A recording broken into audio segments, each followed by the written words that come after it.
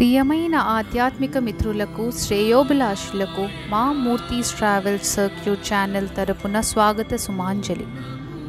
ఈరోజు మేము ఇటీవల సందర్శించిన ఆంధ్రప్రదేశ్ రాష్ట్రంలోని డాక్టర్ బిఆర్ అంబేద్కర్ కోనసీమ జిల్లాలో తూర్పు తీరంలో ఉన్న ఒక ముఖ్యమైన పుణ్యక్షేత్రం అంతర్వేది. బంగాళాఖాతం తీరానికి వశిష్ఠ నదికి దగ్గరగా సకినేటిపల్లి మండలంలో ఉన్న అంతర్వేది లక్ష్మీ నరసింహస్వామి దేవాలయం భక్తుల కోరికలు తీర్చే శ్రీ మహావిష్ణువు యొక్క నవనారసింహ క్షేత్రాల్లో ఒకటి. దక్షిణ కాశీగా ప్రసిద్ధి చెందిన వశిష్ఠ గోదావరి బంగాళాఖాతాల సంగమ క్షేత్రమైన అంతర్వేది కోనసీమ అందాలకు నిలువెత్తు నిదర్శనంగా ఆధ్యాత్మికతను ప్రకృతి రమణీయతను మేళవించి అలరాడుతోంది. ఈ దివ్యస్థలానికి సంబంధించిన కొన్ని విశేషాలను మీతో వర్చువల్గా పంచుకుంటున్నాం రండి. భక్తులను ఆకర్షించే ఈ మహిమాన్విత అంతర్వేది లక్ష్మీ నరసింహస్వామి వారి క్షేత్ర దర్శనంతో మనసుకు శాంతి, భక్తి, ఆధ్యాత్మిక అనుభూతి లభిస్తుంది. ఆయన కృపకు పాత్రులవుదాం. భారతదేశంలోని ఇతర దేవాలయాలు సాధారణంగా తూర్పుముఖంగా ఉండగా ఇక్కడ ప్రధాన దైవం శ్రీ లక్ష్మీ నరసింహస్వామి పశ్చిమముఖంగా ఉండడం ఒక విశేషం. కాశీ క్షేత్రం ఎంత పవిత్రమైనదో అంతర్వేది కూడా అంతే పవిత్రమైనదని భక్తులు విశ్వసిస్తారు. అందుకే దీనిని దక్షిణ కాశీ అంటారు. పురాణాల ప్రకారము బ్రహ్మదేవుడు శివుడిపై చేసిన పాపాల నుండి విముక్తి పొందడానికి రుద్రయాగం చేసి నీలకంఠేశ్వరుని ఇక్కడ ప్రతిష్ఠించాడు. యాగాన్ని నిర్వహించడానికి ఈ స్థలాన్ని వేదికగా ఉపయోగించినందున దీనికి అంతర్వేది అని పేరు వచ్చింది. ఈ దేవాలయ విశిష్టతను బ్రహ్మపురాణంలో ప్రస్తావించబడింది. ఈ ఆలయాన్ని నదుల సంగమం కారణంగా ద్వీప దేవాలయం అని పిలుస్తారు. ఈ ఆలయాన్ని 15 మరియు 16 శతాబ్దాల మధ్య నిర్మించారు. ఇది 108 నరసింహ క్షేత్రాల్లో 32వది. ఇది 5 అంతస్తుల విమాన గోపురాన్ని కలిగి ఉంది. దర్శనం తర్వాత గర్భగుడి చుట్టూ ప్రదక్షిణం చేస్తే వివిధ దేవతామూర్తులు దర్శనమిస్తారు. ప్రాకారం అంటే గోడ తూర్పు వైపు రాజ్యలక్ష్మీ అమ్మవారు మరియు వెంకటేశ్వర స్వామి, ఉత్తరం వైపు భూదేవి మరియు రంగనాథ స్వామి, పశ్చిమ వైపు సంతాన గోపాలస్వామి మరియు కేశవస్వామి, చివరగా దక్షిణం వైపు ఆచార్యులు మరియు ఆళ్వార్ల సన్నిధి మరియు చతుర్భుజ 4 చేతులు కలిగిన ఆంజనేయుడు ఉంటారు. ఆలయంలోని ప్రవేశించగానే ఒకవైపు గరుత్మంతుడు, మరొక వైపు భక్తాంజనేయుడు కనిపిస్తారు.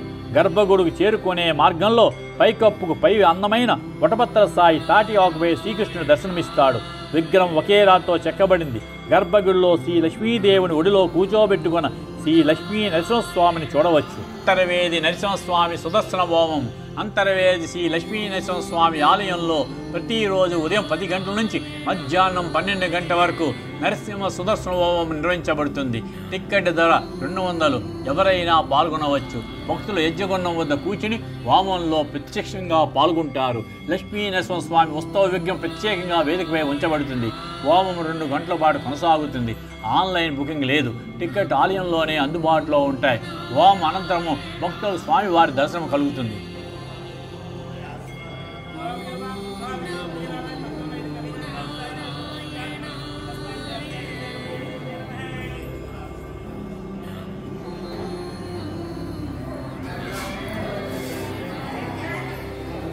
హిరణ్యాక్షుడు కుమారుడు రక్త విలోచనుడు శివుని ప్రసన్నం చేసుకోవడానికి వశిష్ఠ నది ఒడ్డున 10,000 సంవత్సరాలు తపస్సు చేశాడు.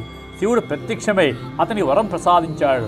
రక్త విలోచనుడు యుద్ధంలో తన శరీరం నుండి పడే రక్తపు బిందువుల నుండి తనలాంటి బలమైన రాక్షసులను పుట్టాలని కోరాడు. ఆ వరం పొందిన రక్త విలోచనుడు దేవతలను ఋషులను హింసించడం మొదలుపెట్టాడు. అప్పుడు నరసింహస్వామి లక్ష్మీదేవితో కలిసి గరుడ వాహనంపై వచ్చి రక్త విలోచనుని సంహరించాడు. ఆ తర్వాత వశిష్ఠుడి కోరిక మేరకు ఈ అంతర్వేది క్షేత్రంలో వెలిశాడు.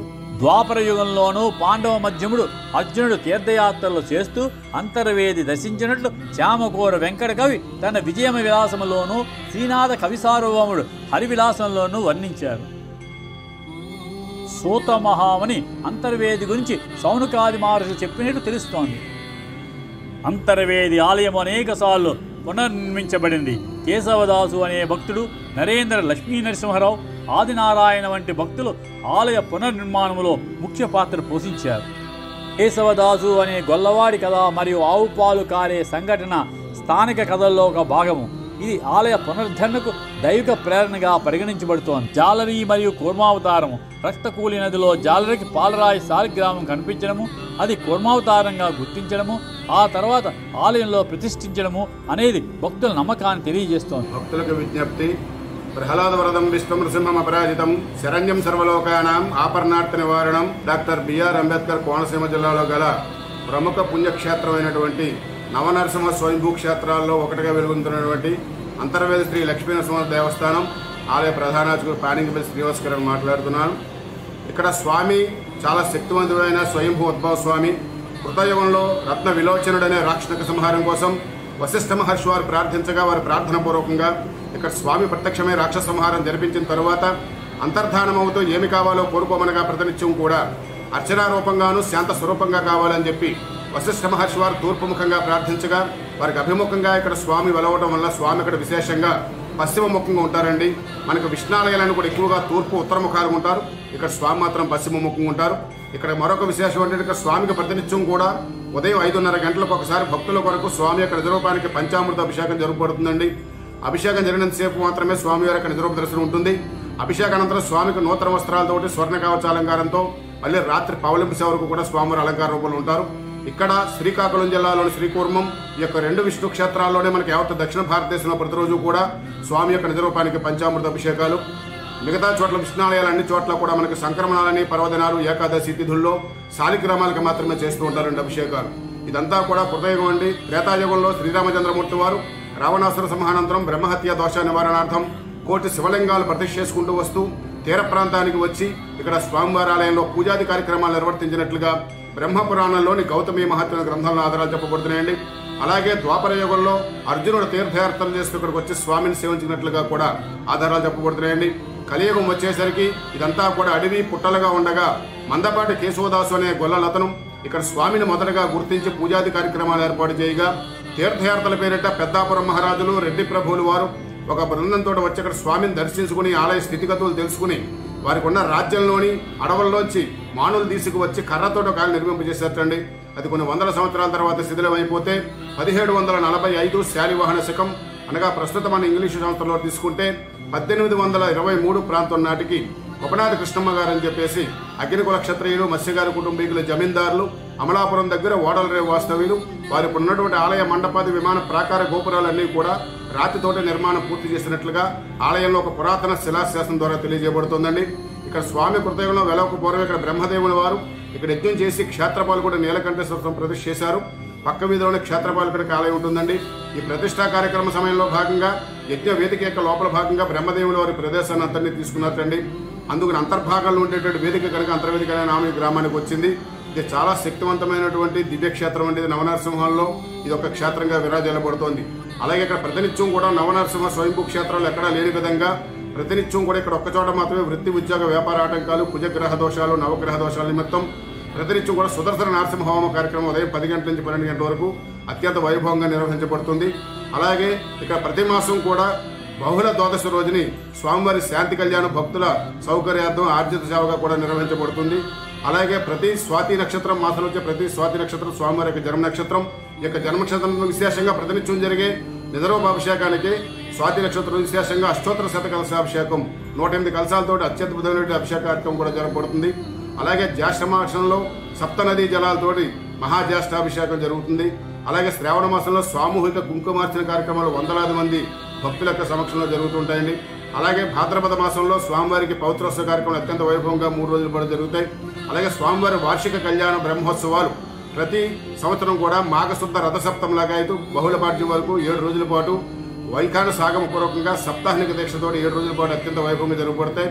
రథసప్తమ రోజుని స్వామివారిని ముద్రికాలంకరణ కార్యక్రమం అనగా స్వామివారిని పెండ్లు కుమారుగా అమ్మవారిని పెండ్లు కుమార్తెగా చేయ కార్యక్రమం స్వీకరించబడుతుంది. నవమ రోజు ధ్వజారోహణ అంకుర క్రమంతో 7 రోజుల పాటు అత్యంత వైభవంగా కార్యక్రమాలు జరగబడతాయి. మాఘశుద్ధ దశమి రోజు రాత్రి కళ్యాణము, అలాగే ఏకాదశి రోజున మధ్యాహ్నం గ్రామంలో గల 4 మాడ వీధులు అత్యంత వైభవంగా లక్షలాది మంది భక్తుల సమక్షంలో స్వామివారి రథోత్సవ కార్యక్రమం అత్యంత వైభవంగా జరగబడుతుంది. దశమి రోజు రాత్రి కళ్యాణం, ఏకాదశి రథోత్సవం సుమారుగా 4 లక్షల మంది సుమారు భక్తులు హాజరవుతారు. అలాగే మాఘ పౌర్ణమి రోజు స్వామివారి అవప్రదోత్సవం అనగా చక్రస్నాన కార్యక్రమం సముద్రం దగ్గర ఇక్కడ ఆలయంలో ఎక్కడా లేనిటువంటి దక్షిణ భారతదేశంలో ఎక్కడా లేనిటువంటి విధంగా ఇక్కడ ఒక్క చోట సుదర్శన పెరుమాళ్ స్వామివారు ఉన్నారు. చక్ర పెరుమాళ్ళు అంటారు వారిని. షోడశ బాహువులు, షోడశ ఆయుధాలు అనగా 16 చేతులు 16 ఆయుధాలతో కూడిన అత్యంత అరుదైన ఈ యొక్క సుదర్శన పెరుమాళ్ యొక్క విగ్రహాన్ని ఆ లక్షలాది మంది భక్తుల యొక్క శిరస్సు మీద ఉంచి స్వామివారి అవప్రదోషం అనగా చక్ర స్నానకరం అత్యంత వైభవంగా జరగబడుతుంది. కనుక ఈ యొక్క కార్యక్రమాలన్నీ వీక్షించాలని భక్తులందరూ కూడా ఈ యొక్క అంతర్వేది స్వామి స్వయంభూ లక్ష్మీశ్వర స్వామి దివ్యక్షేత్రం సందర్శించి స్వామివారిని దర్శించుకుని స్వామివారి కృపకు పాత్రలు కావాల్సిందిగా ఈ యొక్క ఛానల్ ద్వారా భక్తులందరూ విజ్ఞప్తి చేస్తున్నామండి. స్వస్తి. లక్ష్మీ నరసింహస్వామి ఆలయానికి దగ్గరలో అశ్వారూఢాంబిక ఆలయం ఉంది. ఈ అమ్మవారు నరసింహస్వామి వారికి సోదరిగా భావిస్తారు. నరసింహస్వామికి రక్తవలోచనకి జరిగిన యుద్ధంలో రక్తవలోచన రక్తము భూమి మీద పడకుండా నరసింహుడు పార్వతీ అంశంతో మాయాశక్తిని సృష్టిస్తాడు. ఈ మాయాశక్తి అశ్వరూపంలో రక్తవలోచన పైన రక్తాన్ని పీల్చేస్తూ అతని మరణానికి కారణమవుతుంది. అనంతరము ఈ మాయాశక్తి అశ్వారూఢాంబికగా తెలిసింది. ఇక్కడ అఖిలాండ కోటి బ్రహ్మాండ నాయకుడు నరసింహస్వామికి జరిగే రథోత్సవం కూడా తెలుగు రాష్ట్రాల్లో ప్రసిద్ధిగాంచింది. వేలాది మంది భక్తులు ఈ రథోత్సవంలో పాల్గొంటారు. గోవింద నామస్మరణతో అంతర్వేది మారుమోగిపోతుంది. ఇక్కడ ప్రతిరోజు నిత్య అన్నదానం జరుగుతుంది. పచ్చడి అరిటాకులో సాంప్రదాయమైన వంటలతో ముఖ్యంగా బూరి, పులిహార వంటివి వడ్డిస్తారు. అచ్చం మన తెలుగువారి పెళ్లి భోజనంలాగానే ఉంటుంది. తప్పక భోజన ప్రియులు ఈ రుచికరమైన ఈ అన్నప్రసాదాన్ని ఆస్వాదిస్తారు. ఎవరైనా అన్నదానానికి విరాళాలు ఇవ్వదలిచిన వారు దేవస్థాన కౌంటర్లో సంప్రదించవచ్చు. చక్కెర తీర్థము ఇక్కడ ఉన్న కొలనును చక్కెర తీర్థంగా పిలువబడుతోంది. చక్కెర తీర్థంలో స్నానం చేస్తే ప్రస్తుత జన్మలోని పాపాలు తొలగిపోతాయని నమ్ముతారు. మనము ఒక మాట సకినేటిపల్లి గురించి కూడా చెప్పుకోవాలి. త్రేతాయుగంలో శ్రీరాముడు అరణ్యవాస సమయంలో ఈ పల్లె మీదుగా పయనిస్తూ సీతతో సఖి ఇదే నేటి పల్లి, మనం ఇక్కడే విశ్రమిద్దామని అన్నట్ట. అప్పటి నుంచి ఆ ఊరివారు తమ ఊరిని సకినేటిపల్లిగా పిలుచుకునేవారిని అంటారు. అంతర్వేదిని ముక్తి క్షేత్రంగా పరిగణించడము, రెండవ వారణాసిగా పోల్చడము దాని ఆధ్యాత్మిక ప్రాముఖ్యతను తెలియజేస్తోంది. ఈ ఆలయాన్ని సంతానము లేని వారు స్వామివారిని దర్శిస్తే తమ కోరిక తీరుతుందని నమ్మకం. ఇక్కడ ఉండి రాత్రి తడి బట్టలతో నిద్రిస్తారు. నిద్రలో పళ్ళు, చిన్నపిల్లల బొమ్మలు కల్లో కనిపిస్తే సంతానం కలుగుతుందని భక్తుల నమ్మకం. ప్రతి ఏటా మాఘమాసము శుద్ధ సప్తమి నుంచి బహుళ పాడ్యం వరకు స్వామివారి బ్రహ్మోత్సవాలు జరుగుతాయి. మాఘశుద్ధ దశమి నాడు స్వామివారి కళ్యాణము, ఏకాదశి నాడు స్వామివారి రథోత్సవం జరుగుతాయి. వైశాఖ మాసంలో శుద్ధ చతుర్దశి నాడు లక్ష్మీ నృసింహ జయంతి ఉత్సవాలు జరుగుతాయి. సౌభాగ్యప్రదాయిని శ్రీదేవి భూదేవులతో అఖిలాండ కోటి బ్రహ్మాండ నాయకుడు నృసింహస్వామికి అంతర్వేది ఆలయ ప్రాంగణంలో మాఘమాసము శుక్లపక్షము దశమిలో మృగశిర నక్షత్రయుక్త ఉచ్చిక లగ్నంలో మంగళ వాయిద్యాలు, అర్చకుల వేద మంత్రోచ్చరణలు, గోవింద నామస్మరణ నడుమ దివ్య పరిణయోత్సవము రంగరంగ వైభవంగా ప్రతి సంవత్సరము జరుగుతుంది. అంతర్వేది దేవాలయానికి సమీపంలో దేవస్థానం గదులు అందుబాటులో ఉన్నాయి. గదులకు బుక్ చేసుకోవాలంటే దేవాలయ కార్యాలయాన్ని సంప్రదించవచ్చు లేదా అక్కడే గదులను పొందవచ్చు. అలాగే దేవాలయ వెబ్సైటు లేదా సమీప గెస్ట్ హౌస్ల గురించి కూడా తెలుసుకోవచ్చు. ఇంకా రాజోలు, రాజమహేంద్రవరము, అమలాపురము, కాకినాడ వంటి సమీప ప్రాంతాల్లో లగ్జరీ మరియు బడ్జెట్ హోటళ్లు ఎన్నో అందుబాటులో ఉన్నాయి.